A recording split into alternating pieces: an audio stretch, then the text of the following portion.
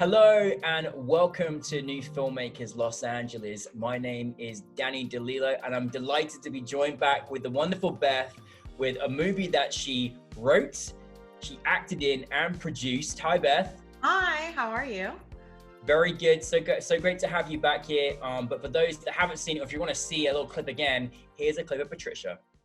I'm getting a micro feeling, a whisper of a hint, really very small, that you aren't quite happy with our arrangement with Patricia. Did you want to explore that together? We could explore that. Oh, is that the lease? Yeah, it is. I was reading through it to prove that I have more than enough right to have Patricia removed from the backyard. So now you're just blowing giant spitballs at him? Don't act like I'm the crazy one. Beth, I'm delighted to have you back because I felt so inspired by your words during our virtual film festival. It was, really amazing to have you there, and you're so multi-talented. Now, we'll start with the very first question, which is, for those that haven't seen it, tell us the brief synopsis of your film.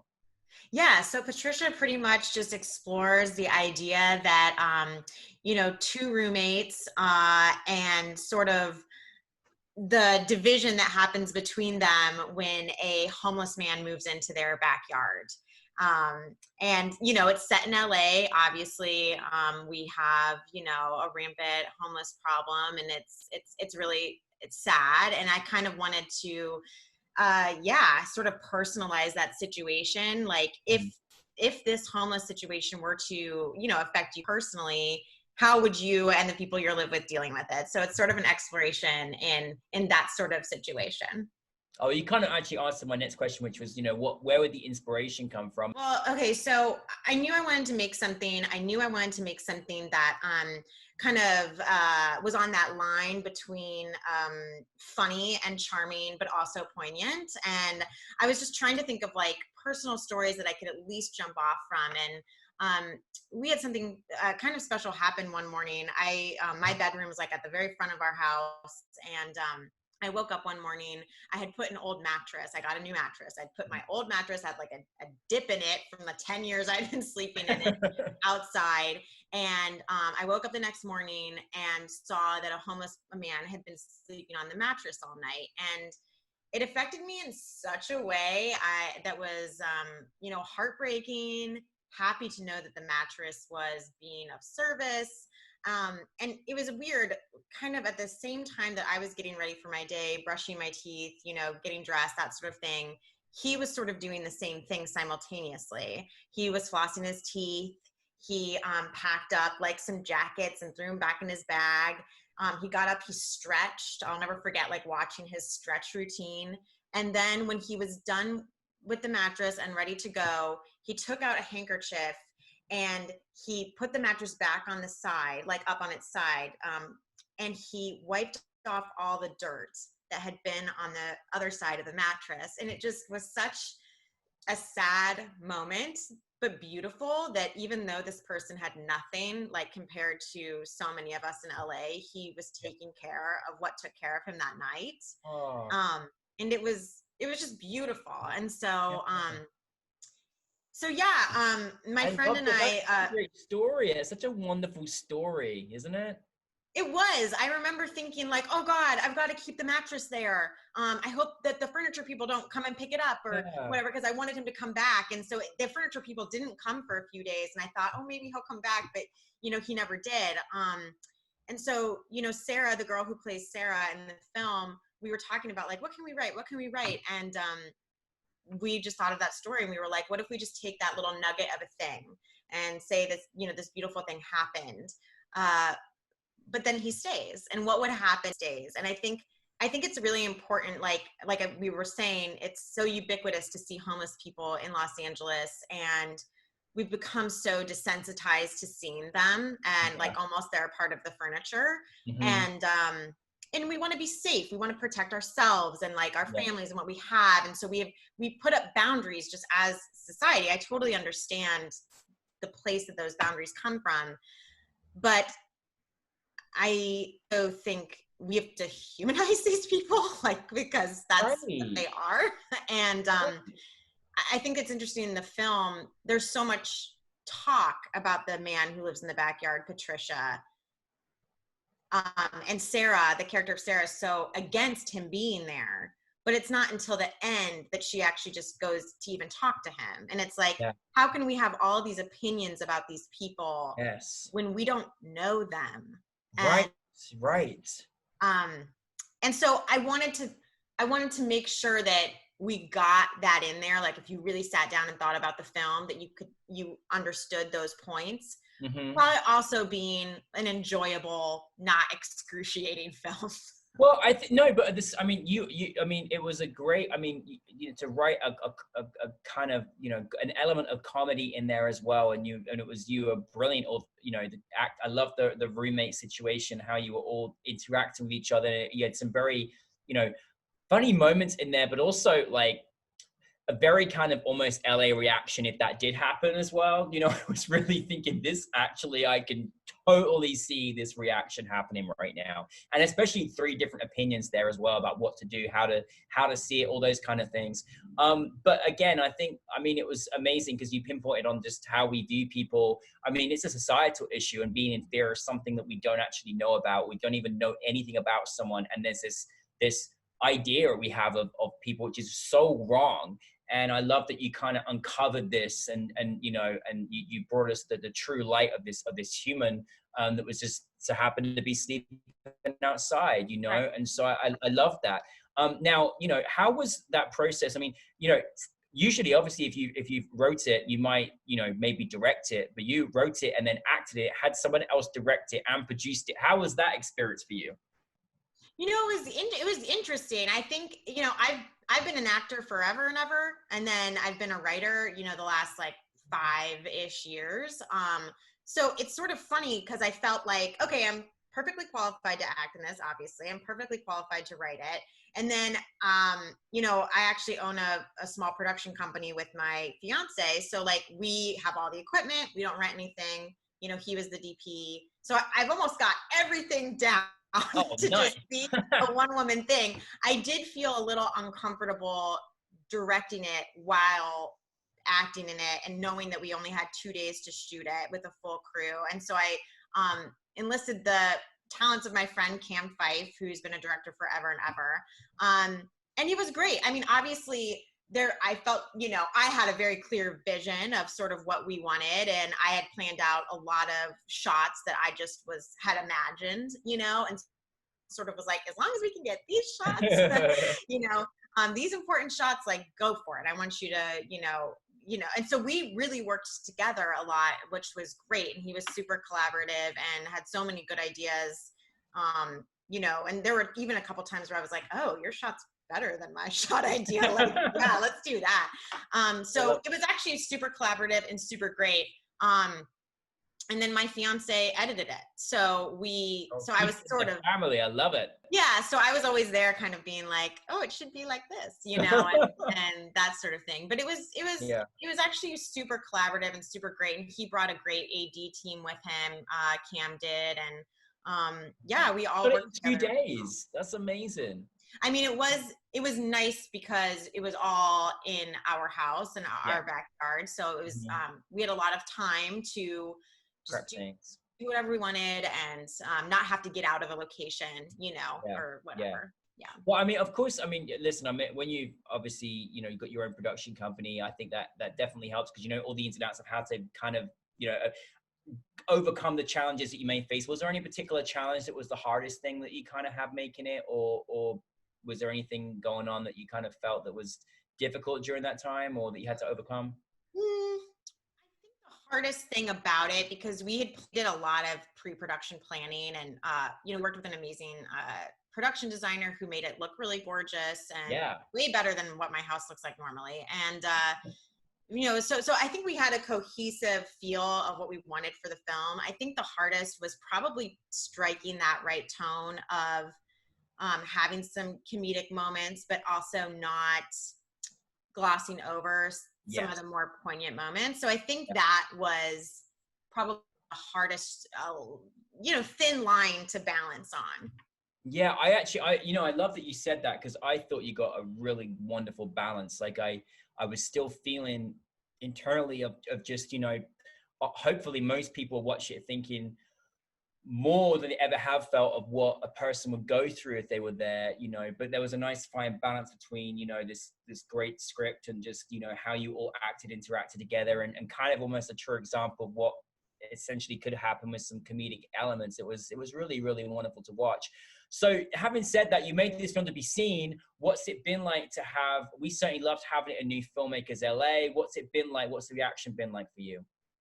Oh, I think it's been really good. I mean, obviously things got kind of messed up this year, and I've never submitted a film to a film festival before this. So this is my first go at everything. And so I'm learning a lot.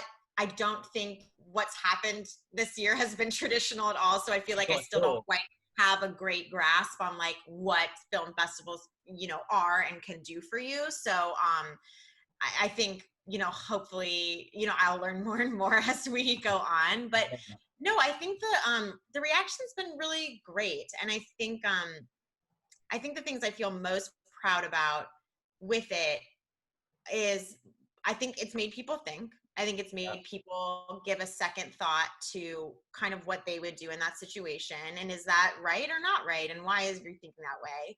And then I feel really committed to making comedic pieces that are beautifully shot. Yeah, it was.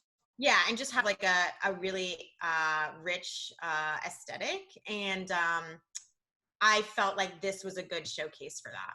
Yeah, 100%. In fact, like I was just kind of captivated by some of the shots where, you know, it was just Patricia, you know, in the element, just in the being. And you know, sometimes you just left us in a shot that normally a camera would pan away. And I love that you left us there and just, we got to absorb it like almost like a painting, you know, and I really enjoyed that. That was very meaningful because, you know, it just added my thought process to understanding the circumstances. So I'm very thankful. Well, I mean, that's great that you got a reaction. I mean, because I do think there's such a strong morality to what you made. And is there anything you kind of like, if you could say to an audience, like, you know, everyone's going to feel something completely different and you shared some of the things that they thought, is there anything you kind of wanted people to sort of really take away from this film moving forward, maybe in their lives? Because I mean, this did something that happened to you, and you know, I think it's got a universal kind of feel to it of just, you know, homelessness issues in every city in every part of the world. I mean, I think to get really macro on obviously a very, you know, specific film, I mean, I think the macro takeaway is just, we're really all the same. And, you know, I think especially in LA, in bigger cities, you know, we get very caught up in ego and status. And I just think like we are the weakest link of the human race. And if, you know, you're not better than that man in the lawn. And, you know, and in Patricia, you know, our homeless man, you don't talk to him a lot because I sort of wanted him to be almost representative of so many other types of people. But he comes across in a way that he's at peace, you know. We're the ones freaking out. Yes. He's the one at peace. And that's right. And I just think like we're in this, you know, fight together. And I don't know. I think there shouldn't be a division between like us and less fortunate. You know, we have to kind of blend that better, you know. I couldn't agree with you more, 100%. What is next for you? Yeah, there's kind of a lot happening right now, which is great. Good. Yeah, so I have another short film that's almost done. We're in the middle of music picking and composing right now. Thanks. And that's really fun. It's doesn't have as much of a poignant point to it, but it's called Houseplants. And wait for this one. It's so good. Yeah, I'm excited for it. It's about two millennial girls that get obsessed in the like houseplant trend, and so much so that they kind of become so obsessed that they forget outside life and sort of being primitive people who live off the plants. So that's odd. Beth, I have to do this as look right next to me is one of my houseplants right here. This is Kingsley. So I think maybe I might find your film therapeutic. I love that you named the plant. That's the first Yeah. step. That's the first step to being crazy. Yeah. Yeah. Crazy. Yeah, I know. So I won't call them my children in this interview, but maybe another one when we do houseplants. But that's great. I love it. Actually, that wasn't. I didn't even know that was there. One of my many along here, but I was That's just like, oh, it's so funny. Yeah. But no, I can't. And then what was cool, we just did a short film that I wrote called Nighttime Thoughts. It was a 2-minute film challenge. And we just won one of the awards from the Curbside. Wow. Yeah, the Curbside Shorts Film Festival was sponsored by IMDb and Women in Film. Great. And that was about scary nighttime during COVID, during this time where we're just, trying to get good night's sleep and pretty much can't. So that was cool. And the other thing I've been working on, which has been amazing, has been an online series. I'm putting out a new episode every week on YouTube called Tough Week. And I write them every week. I perform in them. I shoot them in the house. And it's kind of been my quarantine weekly series. So you're so inspirational. You're just keeping us all productive in our thoughts, and that's so good. And making sure that it's tough time, but I think just keep feeding that creativity is such an important thing. I think you're again like you were in the Q&As, which I enjoyed so much, and in this interview too. You have a very inspirational voice, and I just wanted to sort of pick your mentorship for any one of our audience out there that maybe want to follow in the footsteps of being a filmmaker, and is there anything you kind of go by that you teach yourself, or anything that someone's helped you along your journey that you would like to share with our audience? I think I know that my downfall in the past has been I very easily get stuck in the details. And it has made me delay majorly on projects that should have been done a long time ago. And, almost like I want to say my, YouTube series that I'm doing every week now, I had dreams of doing that the last 2 years, but I felt like, oh, well, on this, I need a coffee shop location. And on this, I want to maybe get a quasi-famous person. And it almost was like all of my resources got taken away.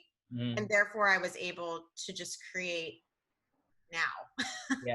Do you know what I mean? And so I think to some of those fellow perfectionists out there, I get it. Your dream is strong, but I would try to see what you can do now with what you have. Because I think every time I've done something, obviously it hasn't gone to amazing places that have made my life or this amazing dream, but it's gotten me to a next place. Yeah. And I can't think of anything more important.